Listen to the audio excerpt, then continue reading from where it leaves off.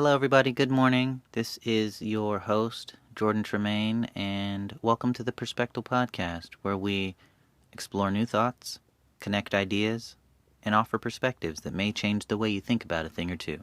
And today, we're talking about the Millennium Puzzle. Hey, everybody.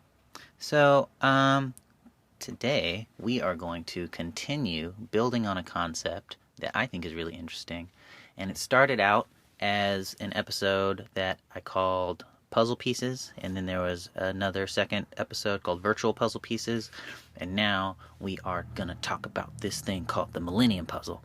And so to get the full breadth of this concept, if you haven't listened to those podcasts, I would say that's a good idea. But if not, this episode's still going to make plenty of sense.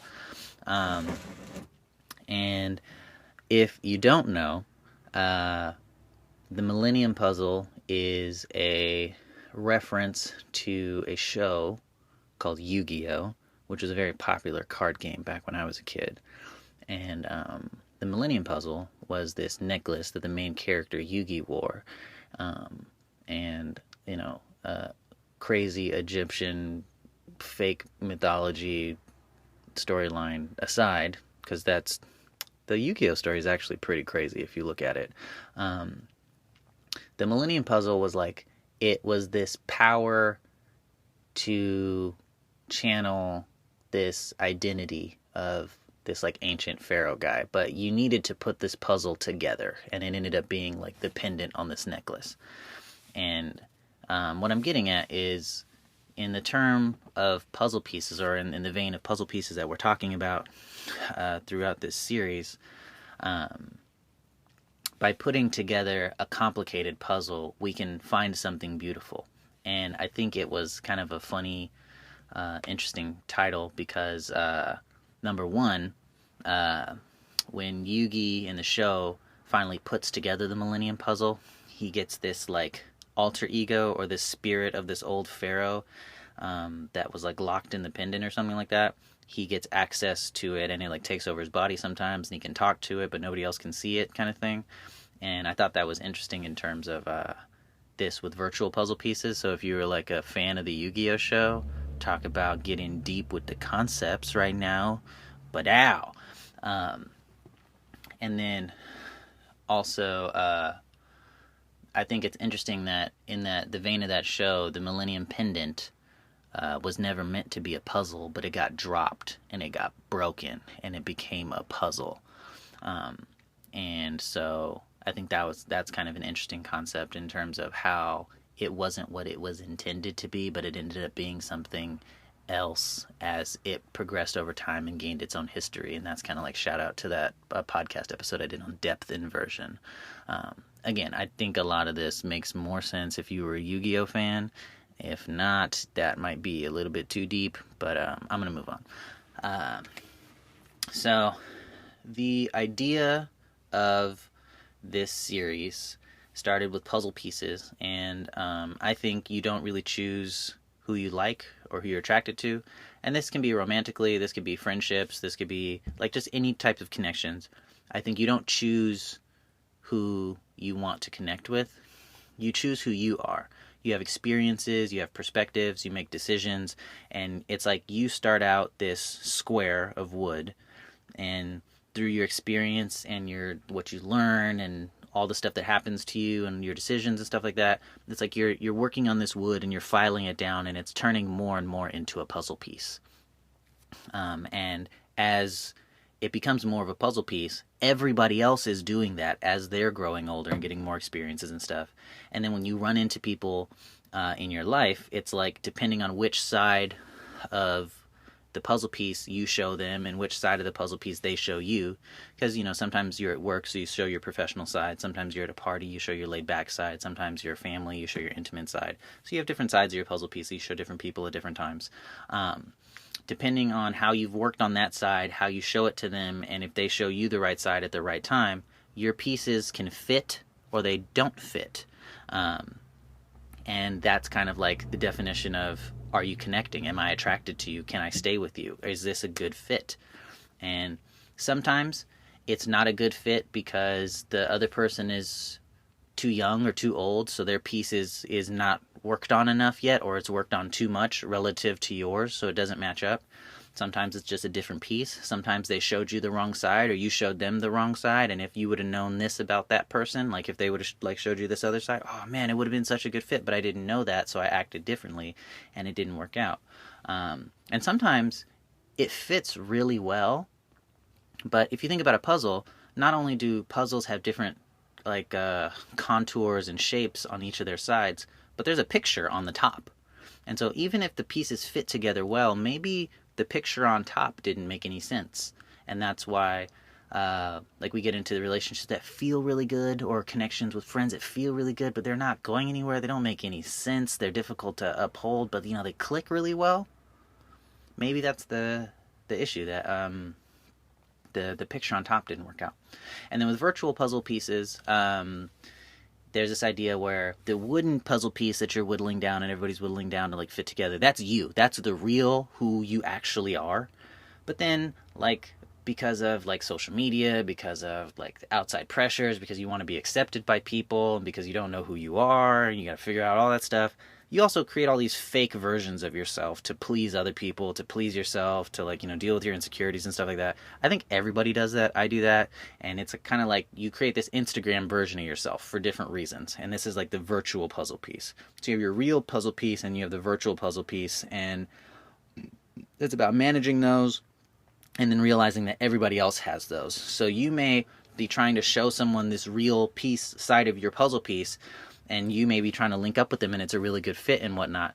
But, 6 months, 2 years, 10 years down the line, you may realize you fit with their virtual piece. So you don't even know who they really are.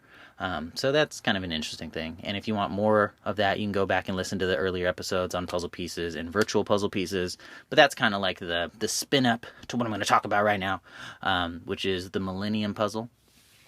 And I think as you move through your life, you're trying to like create a nice picture. You're trying to like fit different puzzle pieces together and have a nice picture so you can like step back and like fold your arms and be like, man, that's a pretty puzzle that I put together. But it takes work, and it's trial and error. Sometimes you put pieces together, they don't fit. Sometimes you put pieces together, they do fit, but the pictures don't match. Sometimes you're like, where is the piece? And it's like under the couch, and you got to go on this epic journey to find the right piece. And sometimes you never find it. But I think this subtle goal that we all have is to make a beautiful picture, to connect with people that bring meaning to us and that bring joy and happiness and fulfillment, all that kind of stuff, so that we can have a good picture that all the pieces fit reasonably well and the picture looks reasonably good.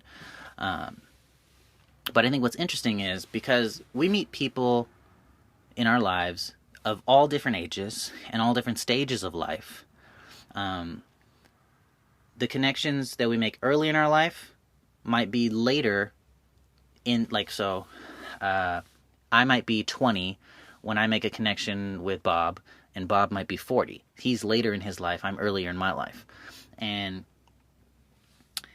when this happens, Bob has had 20 more years to make connections, and I have my different connections because I'm from a different generation. And I think when you think about it, or when I think about it, ultimately, I'm not trying to make a beautiful picture of my life, because if my beautiful picture of my life involves other people's puzzle pieces, when I think about their puzzle pieces, they're connected to other puzzle pieces, and those puzzle pieces are connected to other puzzle pieces in the past and in the future.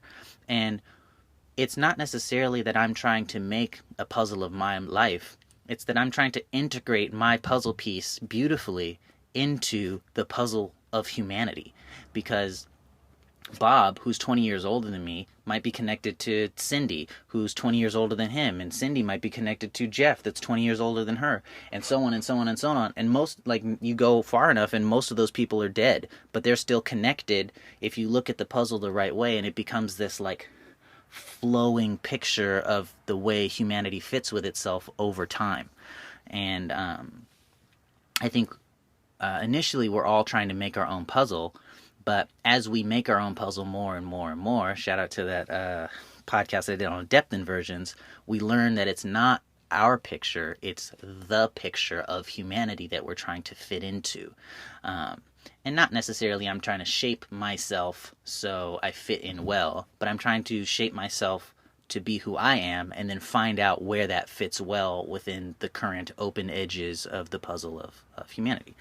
And so I think this is cool because it's like 6 degrees of separation kind of thing where we become a part of this puzzle that everybody's connected to, and that's kind of like the whole society of humanity. And it's this very complex web of relationships that's an attempt to make something beautiful or meaningful. Interestingly, I think that it is possible to look at this idea of the Millennium Puzzle as fate or destiny, because like maybe the reason that your experiences and all this stuff made you make your puzzle piece a certain way is because there were certain edges on the Millennium Puzzle that were opened up, and they were like opportunities, and you saw those opportunities, so you shaped yourself a certain way to fit that way, and you know, all those kind of things where I think as time goes on, you look at this like tapestry of puzzle pieces, the basic general shape might change over time as the trends of the 1800s fade into the trends of the 1900s. So maybe in one century the puzzle pieces were more square, and in another century they were more circular and stuff like that. It's like you can't change too much from what was in the past because you need to match up somewhere with the piece. But the idea is to become an individual, learn who you are, grow, and help progress the puzzle. And so you need a little bit of the past, but you also need, I think, look a little bit towards the future. That's the way I look at it. And so going back to the phrase that started this whole idea back in the Puzzle Pieces podcast, you don't choose who you like. You choose who you are. And when you choose who you are, you can get in where you fit in. And when you fit in, you add to this beautiful puzzle that is not only humanity, but the history of humanity. It's us that are alive, it's us that have been alive, and it's us, and it's leaving space for us that will be alive. And I think about this like super complex. It's like, to me, it's not like a puzzle that lays out on a table. It's like a 10-dimensional puzzle that goes in all these directions, and these things are fitting from all these ways and all this kind of stuff. But you know how to think about it that way. But I think that by and large, to go back to that idea about fate and destiny, you do have a fate and destiny in my idea, but kind of along the lines of this, you do not choose who you like, you choose who you are thing. You choose the shape of your puzzle piece, and then it's not up to you what you fit with, but you do choose what you are shaped. So you do kind of choose what you fit with because you choose what you were shaped. But then everybody else chooses what they were shaped, so it's not totally up to you. I think you can look at that as fate and destiny. But on the one hand, you have some control of it because you have to shape yourself. But on the other hand, you have no control over what you fit with because you can't force other people to be certain shapes. So that idea I think is cool, where fate and destiny becomes like in control and out of control at the same time. It's like this beautiful dance. But I think it allows you to explore different opportunities. It allows trial and error. And at the end, hopefully, it allows us to work together and fit together to appreciate the entire human experience more. So to get all like sappy and like leave you with the moral of the story kind of thing, because I think those are funny sometimes. In the end, if you want to change the world, start with yourself. And if you listen to the Virtual Puzzle Pieces podcast, I'm not talking about your virtual self. So this has been the Perspective podcast on the Millennium Puzzle. I really hope that you were a Yu-Gi-Oh fan and you got all the references that I shot out about that in the beginning of this podcast, because that show was really interesting because there was like a card game in real life. There was a show about the card game that was very different than the real card game. And then there was this comic book or this manga about that. But it was like so different because in the manga they were playing all these weird games where people would die all the time. And then in the show they were playing these card games with all this magic stuff. And then in the real life there wasn't really any magic. It was just like a card game. So pretty deep kind of concept when you look at it, like for a kids show. But I think has some enriching to do if you look there for it. But thank you for listening. I hope you listened to the previous podcast episodes to give you a better idea of this. I think this is a really beautiful idea, and it can help you really to be confident in who you are and not be so trying to please other people, trying to fit in. Like you will, I think you fit in better when you become yourself. And it's like a weird thing where you don't really, you try to fit in by fitting with other people, but if everybody's trying to fit to everybody else, like we're never gonna get there. So yeah, this has been the episode on the Millennium Puzzle. I hope this turns into an interesting conversation for you somewhere down the road, and yeah, have a good day.